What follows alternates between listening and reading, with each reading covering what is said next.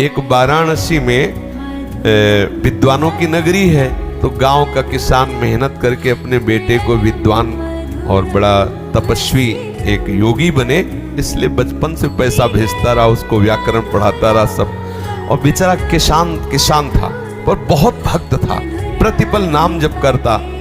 बहुत वर्षों बाद उसका जब पुत्र आया तो उसने अपने घर में देखा तो देहात का सब तो हे भावना हुआ कि मेरे माता पिता क्या मतलब ऐसा।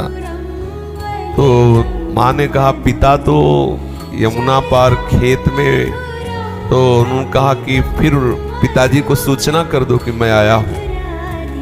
उनका बच्चा सूचना करने के लिए तो हमें दूसरी तरफ से जाना पड़ेगा, और सीधे तो सामने ही है, और उनको तैरना आता, मुझे तो तैरना आता नहीं, तो या तो तुम बोले नहीं मैं क्यों जाऊं, आप चली जाओ, लेकिन मैं योग सिद्धि जानता हूं।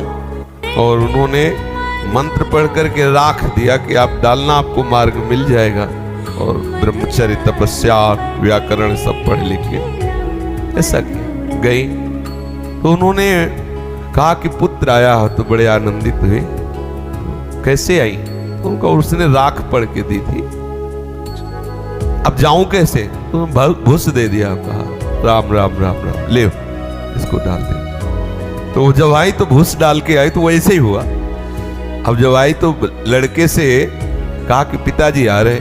पिताजी सब ऐसे रज लगी, सब भूस लगाओ तो करके आए।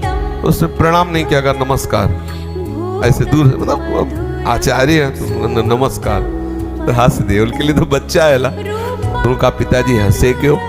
बोले बच्चा हम तो तुमने पढ़ाने लिखाने के लिए भेजा था, लेकिन तुम तो मूर्खता पढ़ के आए।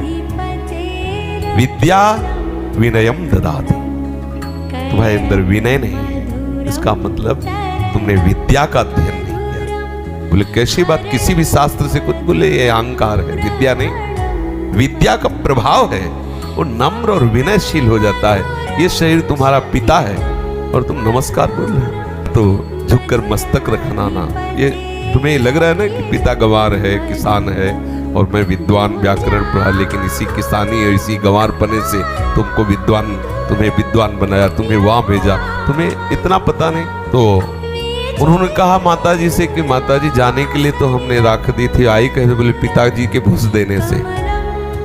तो उनका पिताजी आप में ऐसी कौन सी शक्ति आई, हमने तो मंत्रों का अनुष्ठान किया है। बोले बेटा सच्चाई से भगवान के द्वारा दी हुई किसानी करता हूँ, आए हुए धन से, अन्न से, संतों अतिथियों का सेवन करता हूँ, नाम जप करता हूँ। मुझे उसके प्रताप से सब पता है कि तू क्या सोच रहा है, क्या करके आ रहा है।